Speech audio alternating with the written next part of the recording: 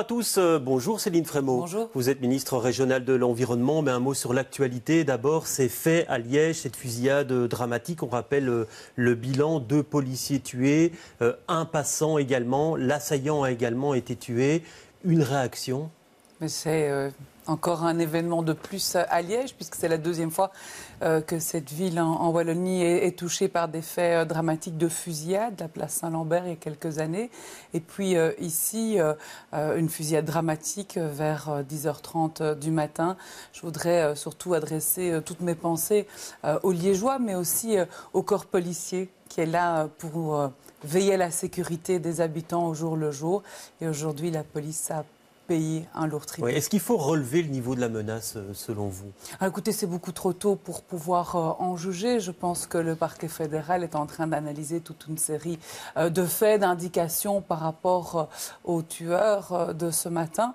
Je pense qu'à ce stade-ci, mes pensées sont émues par rapport aux habitants de Liège et puis par rapport au corps policier qui a payé un tribut très lourd. Alors un autre sujet d'actualité, c'est la petite Maouda qui sera enterrée demain. Certains citoyens, certaines associations demandent aujourd'hui la régularisation de ses parents. Il faut le faire selon vous?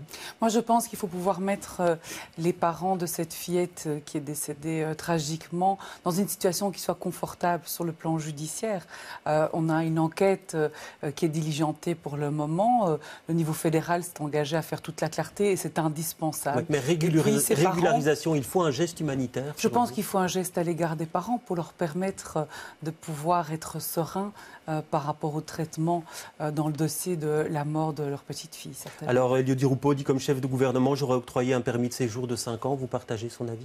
Alors, je ne vais pas rentrer dans les détails de faut-il un permis de séjour de 5 ans, 3 ans, en fonction de la durée du procès, des investigations. Je crois qu'il faut que les parents soient dans une situation confortable, qu'ils puissent être entourés parce qu'ils ont vécu un décès tragique. Alors, nouvelle action concernant le survol de Bruxelles. Où en sont, vous, les tractations avec le fédéral concernant les routes aériennes?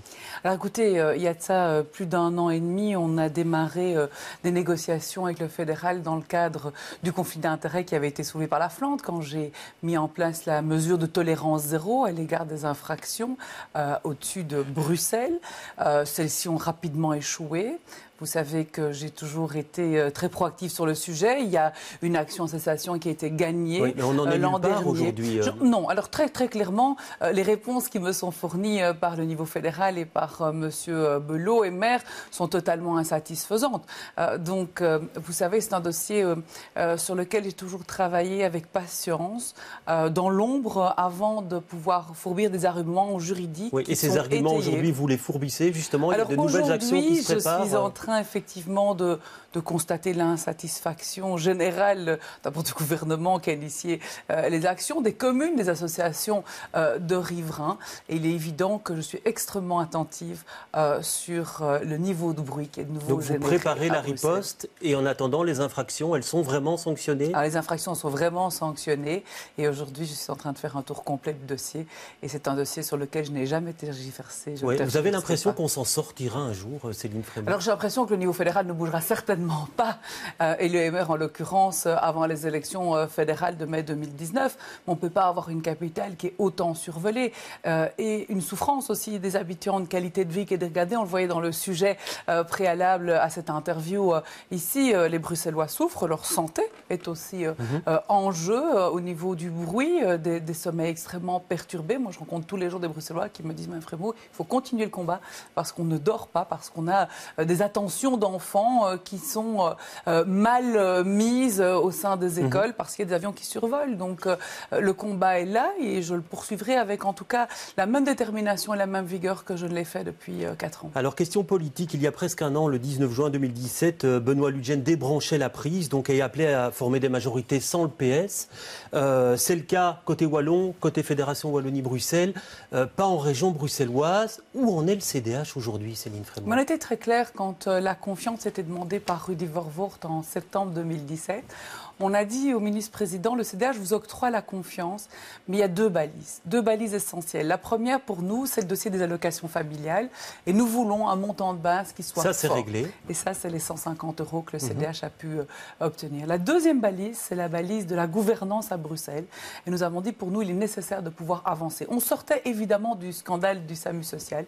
Et nous avons pu avancer, c'est vrai, très concrètement, via le Parlement, via aussi des textes du gouvernement. Mais par exemple, la réforme du sans-abrisme qui a été adoptée vendredi dernier témoigne, en tout cas, de notre volonté d'inscrire la question de la gouvernance dans tout. Mais ma question est très précise. Après les élections, est-ce que le CDH est prêt à regouverner avec le PS, le cas échéant, si ça se produit au cours de négociations? Vous venez de dire un mot très important dans votre question, c'est la notion des élections. Et donc, on va avoir deux scrutins électoraux importants, un scrutin municipal, communal, un scrutin régional. Aujourd'hui, on a des partenaires qui ont pu avancer sur un dossier essentiel, en tout cas pour nous, qui étaient les allocations familiales à Bruxelles. Il y a une confiance qui a pu se retravailler au sein du gouvernement. Et moi, je peux vous assurer qu'il y a une seule chose qui m'obsède encore tous les matins, c'est de pouvoir avancer et boucler cette législature. Alors, ce qui est sûr, en tout cas, c'est que le torchon brûle entre CDH et Écolo. Benoît Ludgen qui a taxé Écolo de populisme, de trumpisation même. Réponse d'Écolo dans les colonnes du soir. On va voir tout de suite la petite réponse d'Écolo. Voilà.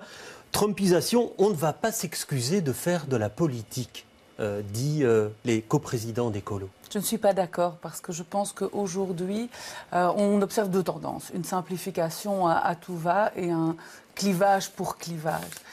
Vous savez, moi, je suis assez active sur les réseaux sociaux, même très active sur les réseaux sociaux, mais je ne balance pas mes émotions et mes humeurs tous les matins. Je réfléchis à ce que j'y mets et je sais aussi, à un certain moment, qu'il est indispensable de pouvoir mesurer le message politique qui est selon passé. vous, Écolo a dépassé les bornes à un certain moment? Écoutez, à un certain moment, quand il y a des parlementaires, pour lesquels par ailleurs j'ai de l'estime, qui balancent des photos avec des viandes de Vivéba et le nom d'un président de parti, sans se rendre compte par ailleurs que c'est un homonyme. C'était au second degré, a-t-il répondu.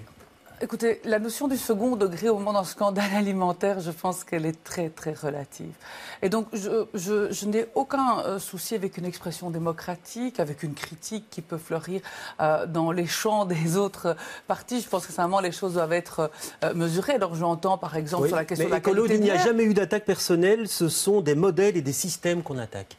Je ne pense pas. Je pense sincèrement qu'il y a une manière, à un certain moment, de dire et de faire les choses. Je prends le dossier de la qualité de l'air. Le gouvernement bruxellois est un gouvernement qui a extrêmement avancé sur la question, que ce soit la zone de basse émission, que ce soit les arrêts de pollution, qui étaient des dossiers complètement rades, où Écolo avait le portefeuille sur la précédente législature. Je ne vois pas la nécessité, à un certain moment, d'aller constamment expliquer que la qualité de l'air se dégrade. Elle s'améliore, il y a encore beaucoup de choses à faire, mais on a énormément justement, avancé. Par rapport à la qualité de l'air, il y a eu cette étude du Greenpeace, où 60% des écoles, le taux de dioxyde d'azote est excessif. On a vu plusieurs manifestations de parents devant des écoles. Une des mesures, ce serait d'interdire à la circulation à la sortie des écoles. Ça vous semble une bonne mesure, ça? Ils disent qu'on ne va pas assez loin et pas assez vite dans le domaine. Écoutez, je pense qu'il y a plusieurs mesures. La zone de basse émission est une bonne mesure. C'est une mesure qui est un premier pas, un pas important. C'est qu'en 2020, on va avoir une qualité de l'air qui va être restaurée par rapport à ce paramètre. Mais il faut aller beaucoup plus loin. Je travaille, et ce n'est pas un secret aujourd'hui, sur l'interdiction du diesel, donc une sortie du diesel à Bruxelles, de l'essence ultérieurement.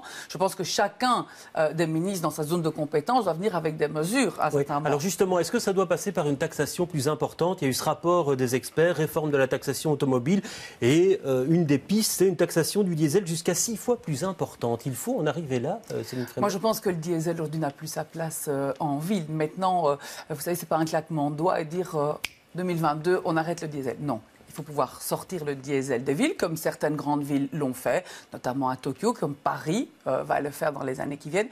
Mais ça ne s'improvise pas. Et donc, il faut le travailler. Il faut le travailler avec notamment toute une série d'acteurs, parce que cette mesure doit être comprise, doit être intégrée. La zone de basse émission, on l'a annoncé en 2016, on l'a fait en 2018, elle est progressive. Je pense qu'il faut travailler exactement de la même manière. Et il faut pouvoir accélérer toute une série de choses.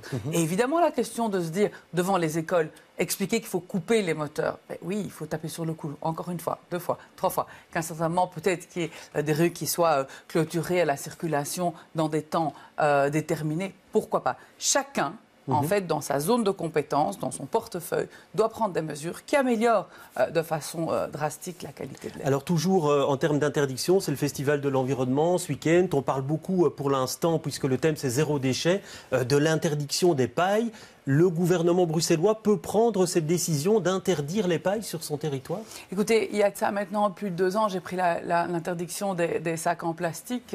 Je pense que c'était une mesure qui était unanimement saluée et tout le monde s'accordait même pour dire pourquoi on n'a pas fait avant. Toujours est-il qu'on l'a fait assez rapidement et que cette mesure va continuer à se déployer, notamment pour des sacs en plastique plus légers auprès des fruits et des légumes. J'ai commencé à travailler maintenant il y a plus d'1 an, notamment dans le cadre de cette année thématique sur le zéro déchet, sur le plastique. Vous avez vu que la Commission européenne a fait toute une série de propositions d'interdiction, que ce soit les cotons-tiges, les couverts en plastique, les assiettes et les pailles. Et donc, il y a de ça maintenant plusieurs mois. J'ai demandé à Bruxelles Environnement de commencer à travailler sur l'interdiction en tant que telle. Et puis, il se fait qu'un géant de la grande distribution a décidé par elle-même, au moment où on avait les premières discussions, d'être exemplatif. Et je m'en réjouis parce que mais là, chaque vous allez le acteur faire, doit vous allez prendre un texte qui interdira les pailles. Oui, tout à fait. Et donc, c'est à l'étude aujourd'hui sur le plan juridique, économique. Il y a des consultations qui doivent se faire. Et on a déjà une échéance, vous avez une idée? J'espère pouvoir aboutir avant la fin de la législature, mais en tout cas, tout le travail est préparé. Pour vous, c'est essentiel, ça? Pour moi, c'est essentiel de faire disparaître le plastique, évidemment, en dehors de conditions bien particulières liées au handicap, à des questions de santé. Mais le plastique n'a plus sa place.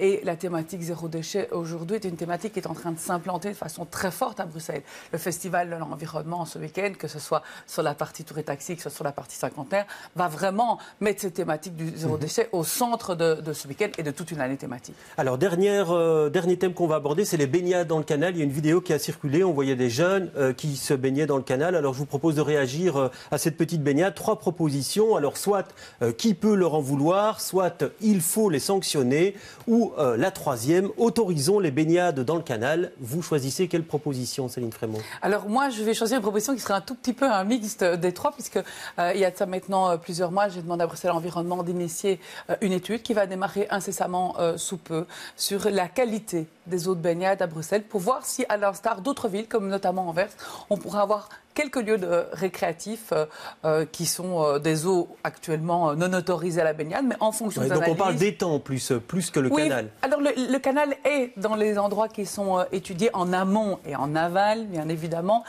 Donc il y a une vingtaine de lieux à Bruxelles qui vont faire l'objet d'observations très précises maintenant entre le 15 juin et début septembre en temps réel au moment de l'été. Et j'attends les résultats pour le mois d'octobre-novembre. Ouais, et pour l'instant, ce que vous dites à ces jeunes, c'est ne vous baignez pas dans le canal, on n'est pas sûr de la qualité de l'eau. Pour le moment, je pense que le reportage est extrêmement clair. Il y a effectivement des notions de sécurité qui sont essentielles, et effectivement aussi des enjeux de santé.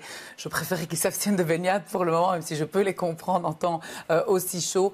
C'est peut-être mieux qu'on attende les résultats, et à ce moment-là, on pourra voir vers quoi on va. Mais j'ai voulu inscrire cette notion d'ouverture des eaux de baignade dans le travail que je comptais. Alors, ce sera ma dernière question. L'échéance, à nouveau, sur ce point-là, Céline Frémaux, l'été prochain, on pourrait se baigner? Non, parce qu'il faudra aménager très clairement, ça prend du temps.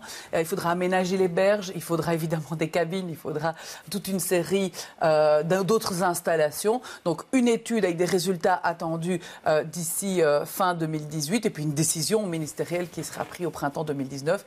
Mais je ne peux pas du tout m'engager à ce que ce soit une réalité en 2019, mais j'espère que ce sera une réalité pour Bruxelles dans les années à venir. Merci Céline Frémaux, merci à tous, à bientôt.